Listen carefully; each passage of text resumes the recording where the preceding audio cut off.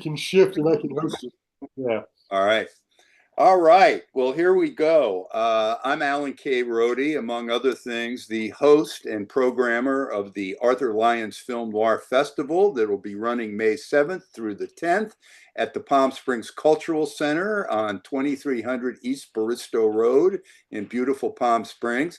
And with me today will be my guest for May 8th, Friday night. We're going to show Bonnie and Clyde, and this is Kirk Ellis, Peabody Award winning writer, producer. I don't know what other superlatives can I throw out at you, Kirk. Well, you can mention a couple of Emmy awards, something like that, but that's fine. Yeah. But at any rate, Kirk has written a fabulous new book with the central premise being the movie Bonnie and Clyde, the real Bonnie and Clyde, and how the movie really changed Hollywood and how we perceive violence, movie violence, and how outlaws have kind of really affected our culture. So, Kirk, it's great to see you. I'm looking forward to seeing you and your bride at the screening and talking. Thank you. But as a teaser, what do you think makes Bonnie and Clyde such a seminal film, and why did you decide to write a book about it?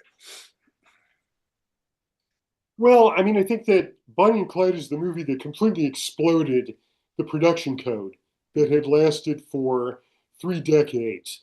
There had been films that had chipped at the wall a little bit, but Bonnie and Clyde finally knocked it down, not only for Arthur Penn's remarkable treatment of the violence in the movie, but also because of what it unlocked about sex in films and the stories that had been hidden before.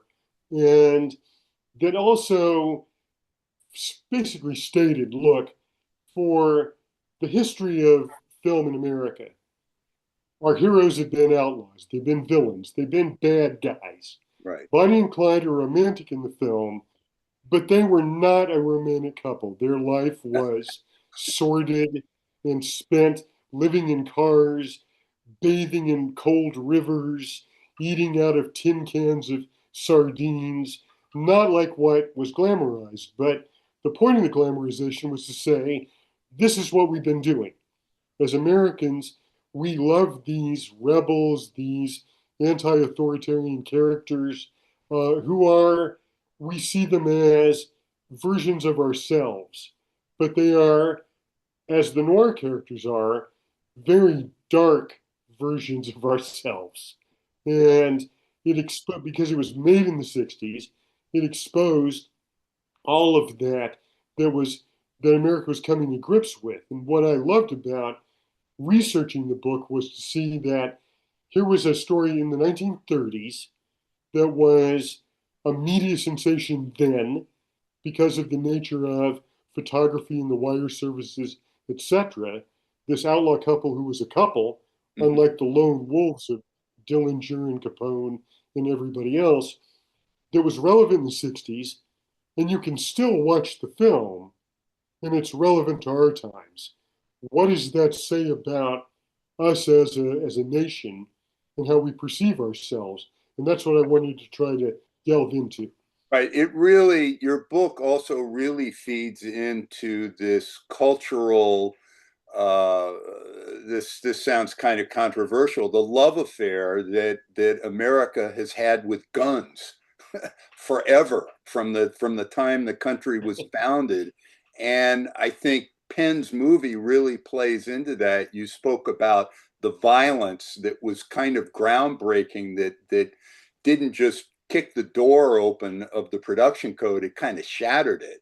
And the movie feeds into that, and your book really talks about that a lot. It's hard to look at American society and American history without tying it into firearms. Mm-hmm. There are other cultures that are frontier cultures like Australia and Canada, Mm-hmm. which had a history of eradicating their indigenous population, etc.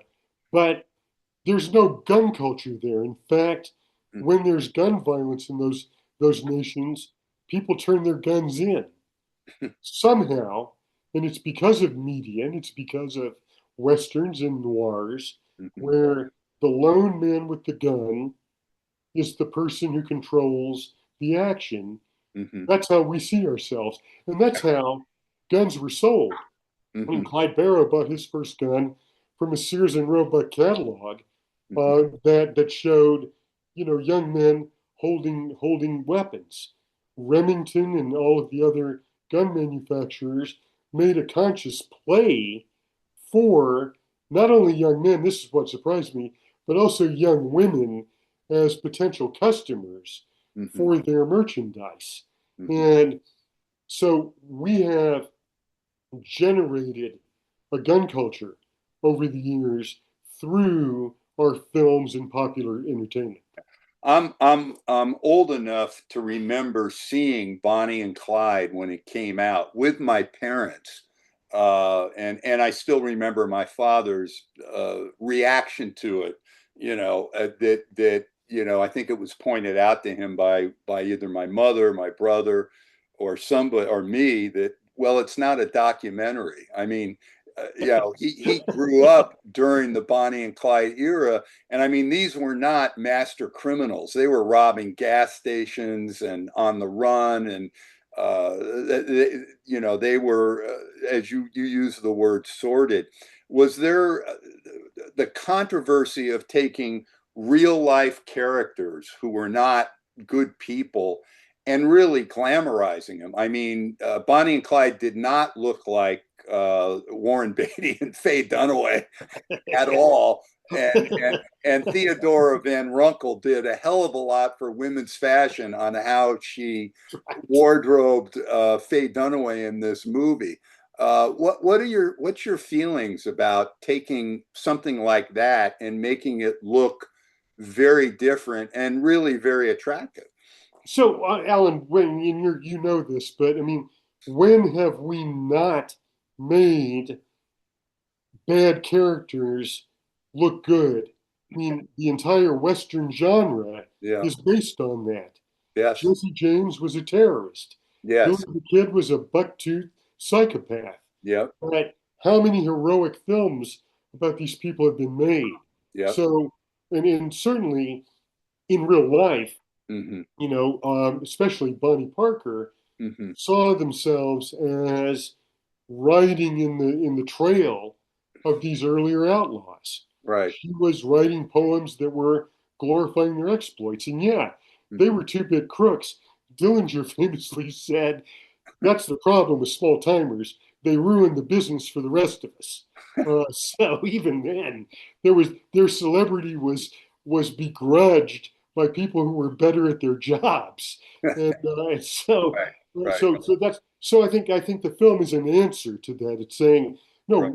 we know we're glamorizing them, Right. but here's now what happens when Mm. you glamorize them. And the ending of the film, which is its most famous sequence, wasn't even part of the Definitely. script. It came to pen during the shooting where he knew he had to take these small time crooks into a kind of mythic realm. And he Right. did that in a way that changed the way we looked at that kind of story and that kind of violence. Yeah. Well, it's like John Ford said, the best things in movies kind of happen spontaneously or by accident. And Right. certainly the end of Bonnie and Clyde was an instance of that.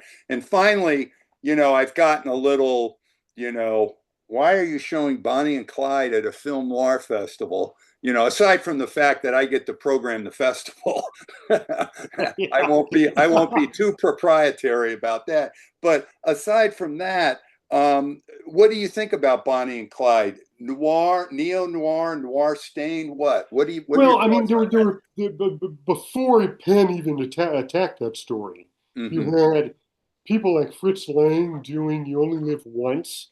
You Hmm. had Nick Ray doing "They Live by Night," Hmm. based on a book by Edward Anderson, Hmm. written shortly after the Barrow Gang were murdered. Hmm. That was partly based on their story. Hmm. So people saw that story of youth rebellion in a noir way. Hmm. I mean, to be fully honest, people making the film, certainly at Warner Brothers, and what did Warner Brothers ever know about the films they were making? Certainly Yes. in that era, saw it as a little B budget western, Hmm. but clearly there were noir sensibilities in this. And Yeah. Penn, somebody who grew up in live television and Hmm. knew films, was drawing on this Hmm. whole tradition of noir and noir gangsters and that whole thing and transforming it. So you've got a noir film that takes place almost entirely in daylight. Right. Uh, so, which Altman knew when he did the remake of Yeah. Thieves Like Us, Yeah. the second version of They Live by Night. So I think the film lives in a multi-genre world, which is why it's become so timeless. And I think the other thing is it's totally appropriate that Warner Brothers that invented the gangster film with Little Caesar, the Public Enemy back in 1930, 1931, now in 1967 they reinvent what they already invented. Exactly. And Well, I think you know that the there's story. something even for Jack Warner, who I think everyone will agree was an unlovable man. There's something very poetic about that to Well, me. there are physical and sort of allegorical corollaries to that. Penn shot the movie with the same Mitchell cameras that were in the Warner Brothers stock from the 1930s. I He love it. complained about it I famously. just that's a factoid I love. And you know what? When you and I get on stage to introduce this on May 8th, we're going to have to be conscious that people are going to want to see the movie and not just listen to us talk Yes, for of an course. hour about all this stuff. So with that, I want to leave something that's fresh for us on May 8th, except to say thanks for joining me on this. Looking forward to seeing you and Sheila on the 8th, and it's going to be fun. And for those of you out there, some of my younger viewers or purely classic film viewers, if you haven't seen Bonnie and Clyde on the big screen And this big at the screen. cultural, so this big screen, I think you're really in for a treat because the film does hold up really, really well. So I'm looking forward to showing the film, having Kirk there, talking about it, and watching it. So tickets are on sale at the Arthur Lyons Film Noir Festival website. They're available at the Cultural Center on Baristo Road. And I think it's on Evite too, and passes and individual tickets. So come on out. It's the best place to see a film. You can't get lost in Palm Springs. There's no valet parking and there's no traffic. How about that? All right. All Good, right. good. Kirk, thanks. Looking forward to seeing you next Thank week. you, Alan. It's always the highlight of my year. So All right. appreciate it. Well, I Right. appreciate that. Take care. You bet.